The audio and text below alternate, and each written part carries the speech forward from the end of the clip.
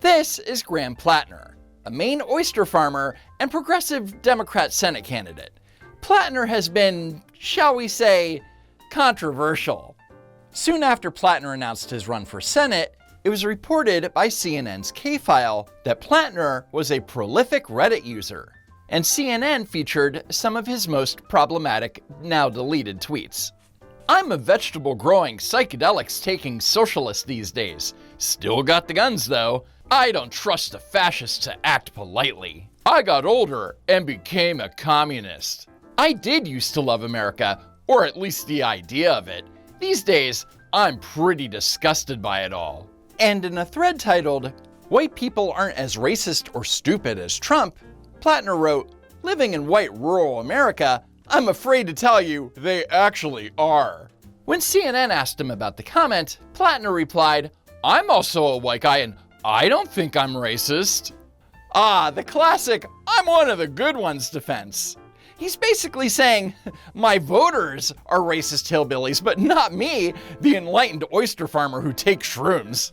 The following day, The Washington Post reported about even more deleted Reddit tweets, including some that downplayed sexual assault concerns. That day, Genevieve McDonald, Platner's political director, resigned, and in her resignation letter said that his online comments are not words or values I can stand behind in a candidate for the United States Senate. And then 3 days later, Axios reported that Platner wrote in 2020 that he had an Antifa super soldier label on his armor, likely a reference to tactical gear like he used in the military. Platner said in a statement, "This was a dumb joke, like most of my old Reddit posts. He's just a goofy little prankster, just a silly little guy casually LARPing as a militant extremist in tactical body armor." Hilarious. So you regret those past posts? Oh, of course. Sorry. I mean, I've said them. I don't know how many. Yes, deeply. The only thing he deeply regrets about his past posts are that they're affecting his Senate campaign. And then it was reported that a tattoo on Graham Platner's chest was a Nazi Totenkopf. A tattoo on his chest that resembled Nazi imagery. The classic political pipeline. One day, you're apologizing for calling your voters racist, and then 3 days later, you're explaining why you have the emblem of the SS tattooed on your chest. Tale as old as time, really. We did what Marines on Liberty do, and we decided to go get a tattoo. And we went to a tattoo parlor in Split, Croatia, and we chose a terrifying looking skull and crossbones off the wall because we were Marines, and, skulls and crossbones are a pretty standard military thing. We got wind that in the opposition research, somebody was shopping the idea that I was a secret Nazi with a hidden Nazi tattoo. And I can honestly say that if I was trying to hide it, I've not been doing a very good job for the past 18 years. In response, Genevieve McDonald wrote on Facebook, "He's not an idiot. He's a military history buff. Maybe he didn't know it when he got it, but he got it years ago. And he should have had it covered up because he knows damn well what it means." Wait, you're telling me that the guy who spent multiple combat tours in the military and reads history books for fun just accidentally picked the emblem of the most notorious death squad of the 20th century off a flash sheet? Makes sense to me. What's your problem? It is not a Nazi-style tattoo. It is the tattoo of concentration camp guards. It is the very worst tattoo you can get if you are getting anything Nazi, and that's a pretty high bar there. So between the extremely problematic posts and the tattoo, Democrats pulled their support for Graham Platner. Yeah, I'm just kidding. Democrats are terrible.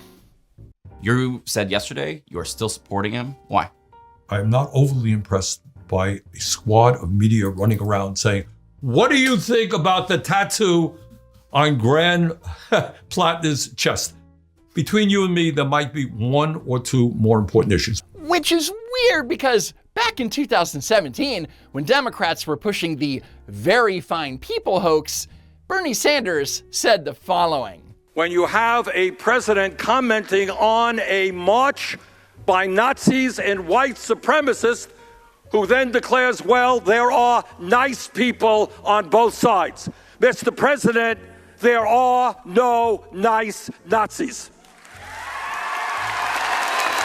But if there's one thing that the modern Democrat Party loves more than calling everyone they disagree with a Nazi, it's circling the wagons to protect the guy with an actual Nazi tattoo in an attempt to capture a Senate seat.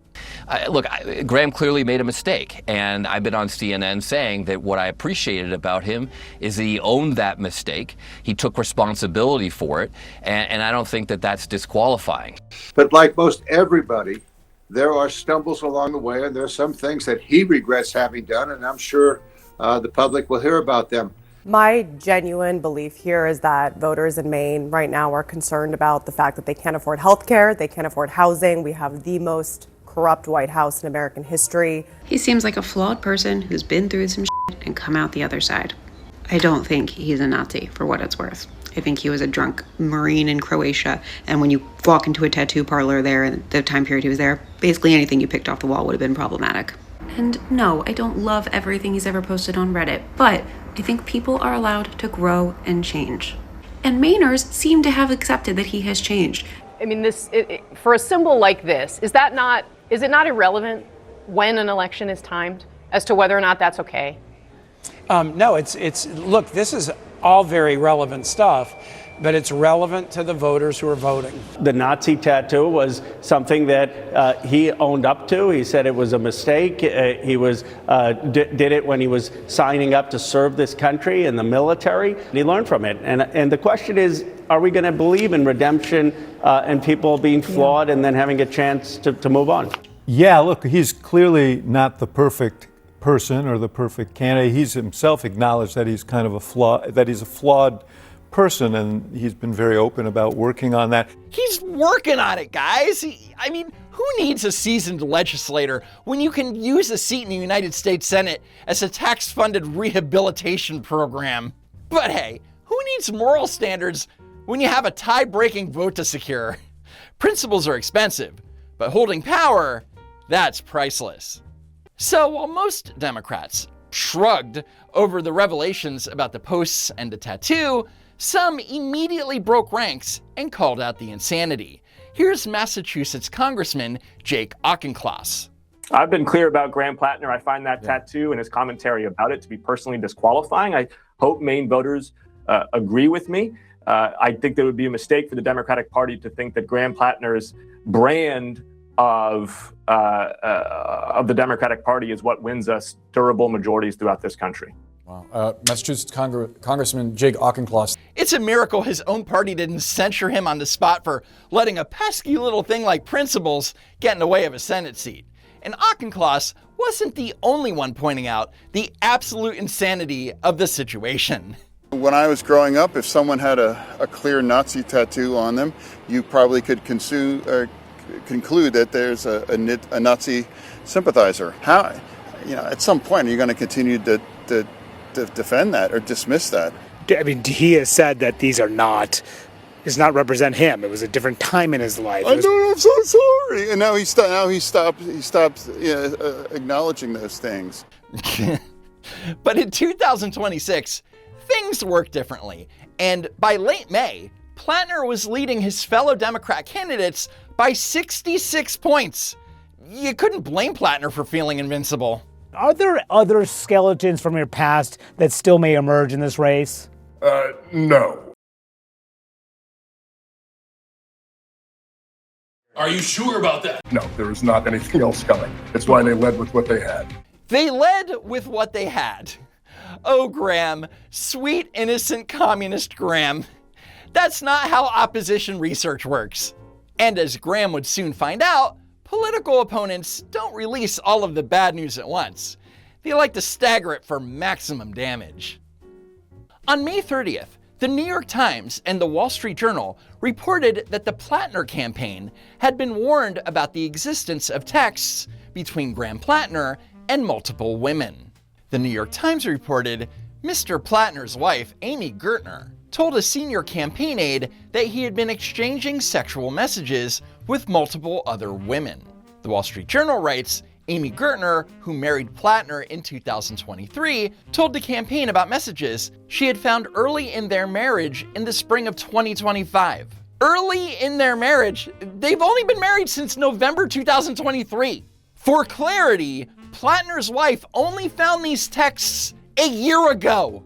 Amy Gertner, concerned that her husband's behavior could become a political liability, had told Genevieve McDonald, the Platner campaign's now former political director, about the texts. And presumably, she's the one that leaked the story to the Times and the Journal.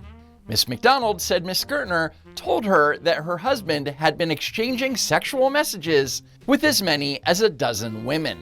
Aides ultimately decided the texts were a private matter that was being handled by the couple in marriage counseling. Ah yes, it's a private matter, because when a major candidate for the highest legislative body in the country is allegedly lurking on encrypted apps, messaging a dozen different women while newly married, that's not a character flaw, it's just a private scheduling conflict. I find it really shameful that there's a group of media outlets and people who are willing to spread gossip instead of talking about real issues that Graham is running on, like healthcare and education and childcare. I think it's shameful behavior to spend time and energy and resources on negative ads and negative stories on Graham when all he's trying to do is improve the lives of people who work for a living. You have to marvel at the sheer level of political gymnastics on display here. The wife, who is the exact person who originally flagged the texts to the campaign because she was worried that they were a liability, is now on television blasting the media for reporting on the exact thing that she was trying to hide. Blink twice if you need help, Amy. It's no surprise to me that the establishment media outlets are just going to run gossip instead of wanting to talk about the things that actually matter in this race. These people are going to try to make this race about anything but what it's supposed to be about, which is policy. And so they're going to just do gossip instead. Yes, let's get back to discussing policy. Specifically your policy of using encrypted messaging apps to sext half a dozen women while your newlywed wife is in the room. But the stories are true, right? About the texts? No, this is the amazing part. The Wall Street Journal and the New York Times ran stories without any evidence besides the gossip from a former staffer. I'm sorry, that's frankly journalistic malpractice. But that's a lie. Genevieve McDonald told the Times that Platner was exchanging messages with as many as a dozen women, while a current Platner campaign official told the New York Times that Mr. Platner had been communicating with up to 6 women. It's a distinction without a difference. Furthermore, the Wall Street Journal verified that Platner also has an active account on Kik, a popular private messaging app. Platner's profile shows a mirror selfie of him shirtless with a towel wrapped around his waist. Many of his tattoos are clearly visible in the picture. And FYI, Kik is a messaging platform that has been widely used for spicy encounters. Nothing screams distinguished future United States Senator quite like running a digital thirst trap on an app primarily known for anonymous hookups and sketchy bot accounts. But I'm sure that he was only using the app to discuss sustainable oyster farming infrastructure with local constituents. And now we've learned that the Democratic candidate Graham Platner sent sexually explicit texts to many women who were not his wife. And obviously he's already admitted to having covered up a Nazi-linked tattoo. So, do you think he's fit? Do you worry about Graham Platner? Are you okay with him because he's a Democrat? Well, I'm going to wait to learn more about these recent allegations involving his texting other women. I'm going to wait until I know more about what just came out within the last 24 or 48 hours. I'm not sure that candidate flaws matter as much as they used to. Yeah, I haven't followed the minute by minute of what's happened over the last few days, but I do think there's a difference. Platner has admitted that he's made big mistakes. He's talked pretty openly about them. You know, on the older ones that I know more about, like the tattoo or some of the things he posted online, you know, he said, listen, I was in a really bad place in my life. I regret it. Far be it from me to look inside the complexities of people's marriages. This is between Graham and his wife, and I'm glad to hear that it seems like they are, you know, they're on a good path forward, and I just wish them the best as a couple. I don't know him and don't know him at all well, but I'm going to give him a measure of grace and wait until I get a chance to hear more about the details of all these different allegations. Platner had a tattoo with Nazi origins that he later covered up after that came out. Auchincloss said that Platner's tattoo and his commentary about it were disqualifying. Do you agree? This is up for the voters of Maine. Maine voters need to make this call. Once they do make the call, I'm sure I'm going to have some things to say. Worried about Graham Platner's marriage and his texts. Meanwhile, we are not talking about why one person in America owns more wealth than the bottom 53%. How often do we discuss that on CNN? Classic Bernie. The literal sky could be falling, and he would still find a way to pivot back to his favorite stump speech. But you feel comfortable with the way he talks about it? Well, I think the contrast in Maine is pretty clear, right? You have somebody that has served his country, put his life on the line for his country, served his community, has made mistakes in his life and been open about that, running against somebody who is enabling the most corrupt and immoral administration in the history of this country. You know, what is disqualifying is having a senator in Maine who just does Donald Trump's bidding. But I think the single disqualifying person in this race is Susan Collins. And given the energy behind Platner's campaign, it sounds like a lot of Mainers agree with that assessment. But are you comfortable having a potential colleague with a Nazi tattoo that he knew was a Nazi tattoo in 2019, took him years afterward to get rid of it? Casey, I'm just going to answer the same way I just answered you. Anything I say is going to be played somewhere in Maine. Maine voters need to make this call. Once they do make the call, I'm sure I'm going to have some things to say. So do what it takes to elect Democrats, regardless of From my questions standpoint, like this? I will work with whoever the people of Maine elect, but I hope that they elect somebody that is going to stand up to this president, work with me to be able to fight back against all these dangers. Yeah. Someone said to me that you can eliminate a tattoo, you can erase a tattoo, you can't remove a Supreme Court justice. True. And that's kind of the choice that people are going to have to make. You're standing behind Graham Platner, to be clear here? We're going to beat Susan Collins and take back the Senate. I endorsed Graham Platner. We're going to beat Susan Collins and take back the Senate. Thank you.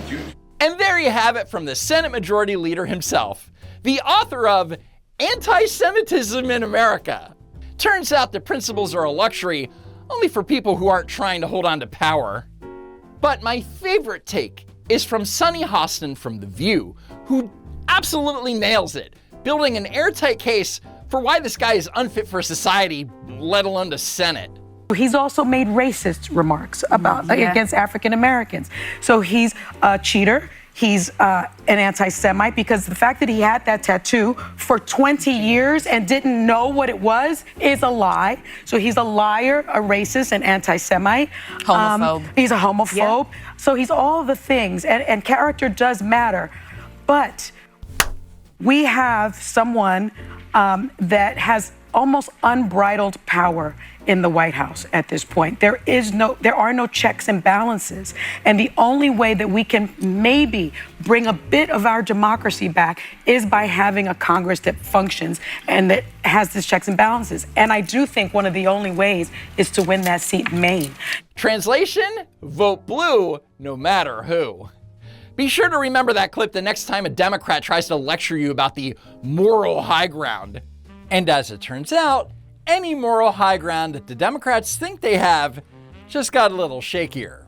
A couple of days after the texting revelations, the New York Times published this article titled, "Several Women Who Dated Graham Platner Recall Unsettling Behavior." While several women described Platner as a fun and caring partner, and saying they felt safe with him, others did not. In extensive conversations over the last 2 months, 3 other women who had been romantically involved with Mr. Platner offered a far more complicated assessment. describing volatile and toxic relationships that were unsettling and at times emotionally wrenching. The Times writes, quote, Mr. Platner could be rough with her, Ms. Fifield said, particularly when they were drinking, leaving her shaken and sometimes afraid. She was quick to note that he never hit me, he never punched me, but during one argument, she recalled he twisted her arm behind her back, shoved her into a bedroom, and held the door closed from the other side so she couldn't get out, telling her to remain there until she was calm. Did that happen? No, it did not. Uh-huh. I'm sure if Graham Platner told me that the sky was blue, I'd have to go outside to double check. Anyway, that's it regarding Graham Platner for now. I'm sure that there will be a lot more in the upcoming days and weeks, so make sure that you're subscribed to the channel. And while you're at it, please head on over to my super cool merch store at don'twalkrun.shop. As always, thank you so much for tuning in, and I hope to see you next time, if there is next time.